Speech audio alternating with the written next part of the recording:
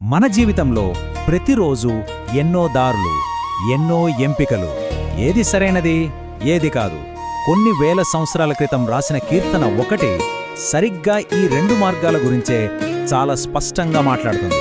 మరి పురాతన జ్ఞానంలో దాగి ఉన్న విషయాలేంటో ఒకసారి చూద్దామా? అసలు జీవితంలో నిజమైన, స్థిరమైన ఆనందమంటే ఏంటి? దాన్ని ఎలా పొందగలం? ఈ ప్రశ్న వినడానికి చాలా సింపుల్గా అనిపించొచ్చు, కానీ దీని సమాధానం కోసమే కదా మానవజాతి అనాదిగా అన్వేషిస్తోంది. కీర్తన 1 ఈ అన్వేషణకు ఒక దారి చూపిస్తుందన్నమాట. సరే, ఈ కీర్తన మన ముందు రెండు మార్గాలను ఉంచుతుంది. అందులో మొదటిది నీతిమంతుల మార్గం. దీన్నే స్థిరత్వానికి పునాది అని కూడా అంటున్నారు. అసలు ఎందుకలా అంటున్నారో ఇప్పుడు కొంచెం లోతుగా చూద్దాం. చూడండి, ఇక్కడ ఒక చాలా ఇంట్రెస్టింగ్ పాయింట్ ఉంది. ఈ మార్గం ఇలా చెయ్యి అని చెప్పడానికి ముందు ఇవి చెయ్యొద్దు అని హెచ్చరిస్తుంది. అంటే మంచి మార్గంలో నడవాలంటే ముందుగా చెడు ప్రభావాల నుండి స్పృహతో దూరంగా జరగాలి.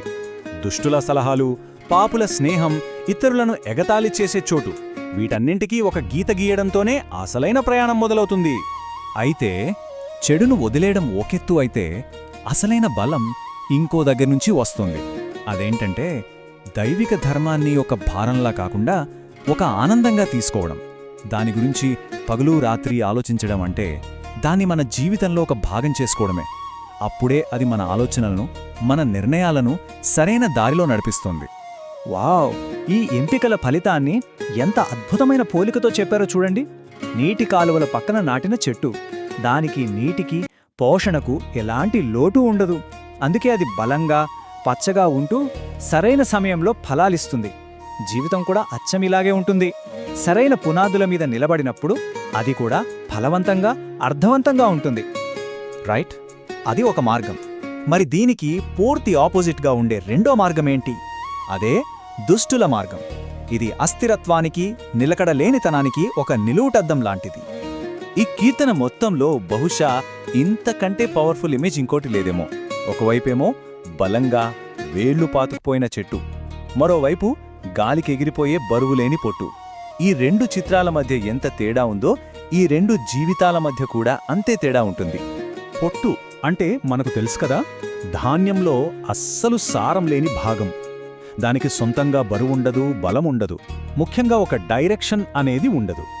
గాలి ఎటు వీస్తే అటు కొట్టుకుపోతుంది. దుష్టుల జీవితం కూడా ఇంతేనని ఇక్కడ కవి ఉద్దేశ్యం. వారికి ఒక సిద్ధాంతం గాని, ఒక నిబద్ధత గాని ఉండదు. పరిస్థితులను బట్టి అలా కొట్టుకుపోతూ ఉంటారు. మరి అలా పొట్టులా ఒక ఆధారం లేకుండా ఉంటే దాని పర్యవసానమేంటి? సింపుల్. ఎక్కడైతే నిలకడ అవసరమో, అంటే న్యాయం నిలబడాల్సిన చోట వాళ్ళు నిలబడలేరు. ఎందుకంటే వాళ్ళకి వేళ్లు లేవు కదా. అందుకే స్థిరంగా ఉన్న నీతిమంతుల సమూహంలో వాళ్లకు చోటు దొరకదు. ఓకే, ఇప్పుడు ఈ రెండు వేర్వేరు దారుల ఎండింగ్ ఎలా ఉంటుంది? ప్రతి ప్రయాణానికి ఒక గమ్యం ఉంటుంది కదా. ఈ కీర్తన చివర్లో ఆ గమ్యస్థానాలు ఏంటో చాలా స్పష్టంగా చెప్పబడింది. చూడండి, ముగింపు ఎంత క్లియర్గా, ఎంత తేడాగా ఉందో. నీతిమంతుల మార్గాన్ని దేవుడెరుగును, అంటే దాన్ని ఆయన చూసుకుంటాడు, దానికి ఒక భద్రత ఉంటుంది. కానీ దుష్టుల మార్గం, దాన్ని ఎవరూ నాశనం చేయాల్సిన పనిలేదు. అదే దానంతటదే నాశనానికి దారితీస్తుంది. ఒక దారికి భవిష్యత్తుంటే రెండో దానికి అంతం మాత్రమే ఉంది. సో ఇదంతా విన్నాక మన ముందు ఒక పెద్ద ప్రశ్న మిగిలిపోతుంది. మన జీవితాన్ని నడిపించేది ఏది? మనం ప్రతిరోజు తీసుకునే చిన్న చిన్న ఎంపికలా, లేక మన చుట్టూ ఉన్న పరిస్థితులా? ఈ కీర్తన చెప్పేదాన్ని బట్టి చూస్తే మన దారి మన చేతుల్లోనే ఉంటుంది. మరి మన ప్రయాణం ఏ దారిలో సాగుతోంది?